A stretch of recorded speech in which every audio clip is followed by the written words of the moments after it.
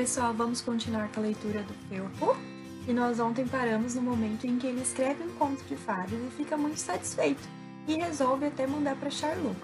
Olha só, Felpo estava muito satisfeito com o resultado, chegando a se divertir bastante enquanto escrevia. Isso era uma grande novidade. Ficou provado que ele era capaz de criar coisas engraçadas e otimistas. Deu vontade de mandar o conto para Charlot, e enquanto juntava coragem para enviar, chegou outra carta dela. Rapidópolis, 23 de maio. Poeta, fiquei muito comovida com a sua carta. Felpo querido, eu gosto de orelhas diferentes. Acho que dão um charme interessante a um coelho. Principalmente você, que é poeta, devia se orgulhar de ser assim especial. Foi lindo e corajoso você confessar que tem alma de tartaruga, afinal, elas são cheias de sabedoria. Já imaginou se você fosse um coelho com alma de urubu? Lembra daquele ditado que diz: urubu infeliz, quando cai de costas, quebra o nariz? Isso sim seria azar. Bem, Felpo, agora admiro não só os seus poemas, mas também a sua pessoa. Quando você quiser vir tomar chá comigo, será muito bem-vindo.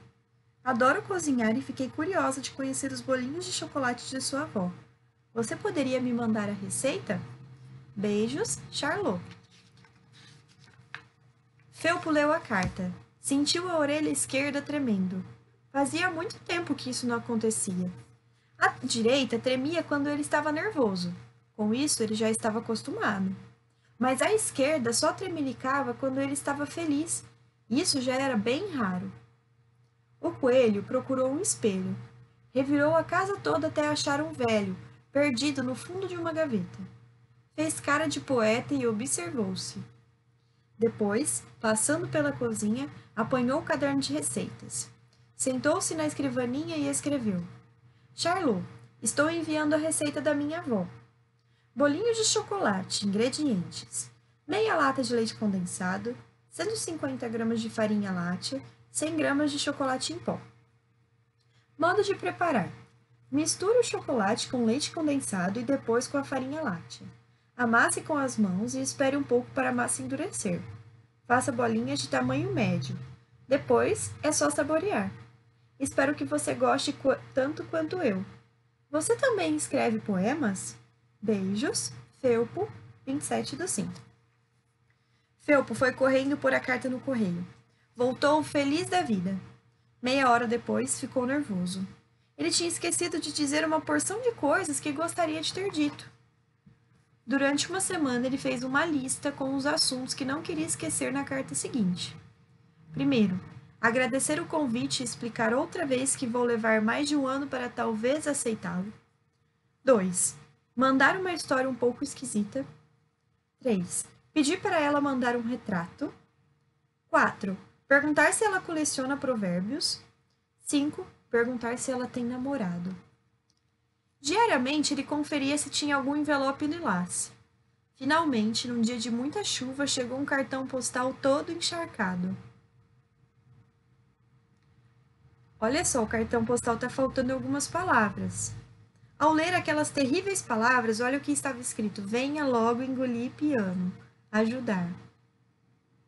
Ao ler aquelas terríveis palavras, Felpo não pensou em nada. Olhou o endereço da toca de Charlot e saiu correndo, sem capa, sem guarda-chuva. A sorte era que ela não morava muito longe dali. Correu mais que pôde. Imaginou que ela devia estar muito engasgada, passando mal, precisando urgentemente da sua ajuda.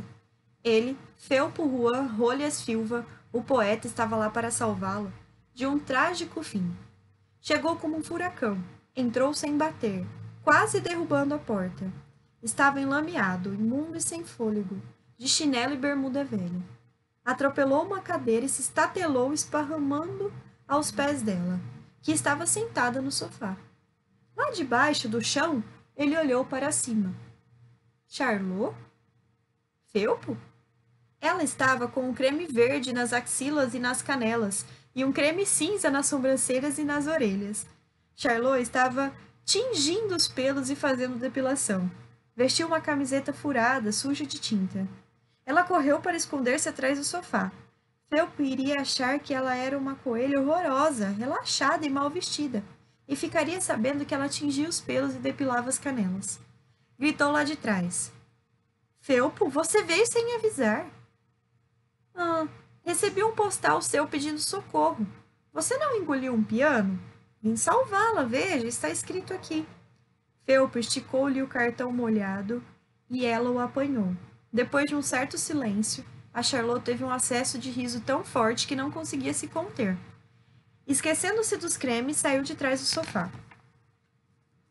Felpo ficou pálido. Havia algo errado. Ela não tinha engolido um piano. E ele tinha entrado na casa dela como um louco insano. Ela devia pensar que ele era maluco. Crise total. A orelha direita tremia. Preparou-se para fugir, mas a Charlotte não deixou.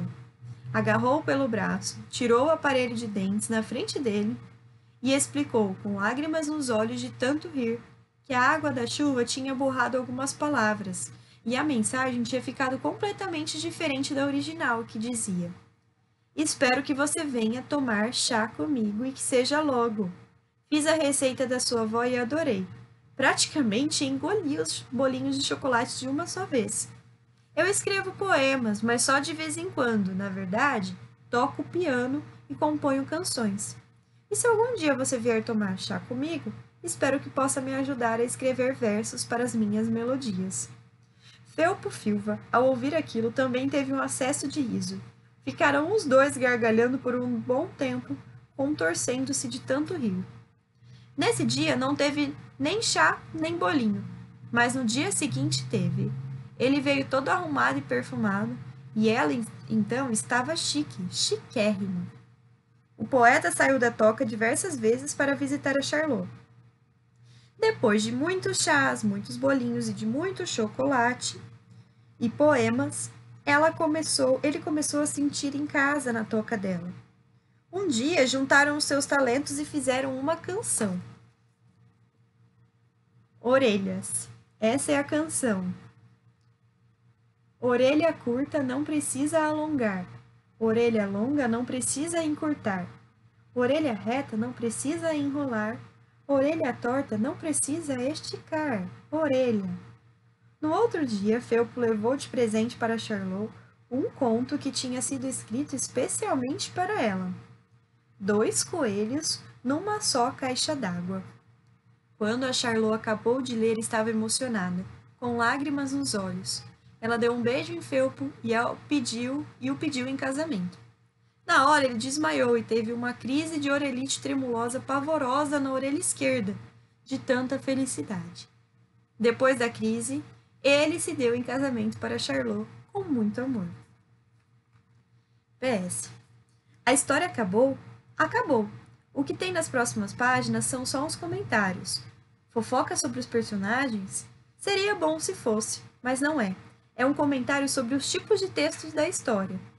E para que isso? Não sei, não fui eu que inventei. E o que a gente está fazendo aqui então? Sei lá, me mandaram vir para cá falar isso e eu vim. PS. PS vem da palavra post-scriptum, que em latim significa após o que foi escrito. Então, PS é a abreviação de uma palavra antiga que é usada para indicar algo que se escreveu depois de terminar a carta. Ah, o PS é algo que você se escreve depois que a carta acabou? Parece que é. Mas então esse nome está errado, porque a história do livro não é uma carta. Isso é verdade. Ouvi dizer que essa parte ia chamar Making Off. Making Off? O que é isso? Não sei não, parece sobrenome de personagem. Personagem russo, Ivanovich Making Off. Eu estou achando que parece mais aquele prato de comida. Making Off com arroz e batata frita. Quando eu crescer, vou escrever uma chatobiografia, a história de um chato. E eu vou escrever uma mentirografia, uma história cheia de mentiras. E eu vou inventar um bológrafo, que é um aparelho de escrever em bolos. E eu vou ter um automóvel. Mas o seu automóvel é para andar ou para guardar as coisas? É um móvel alto que anda.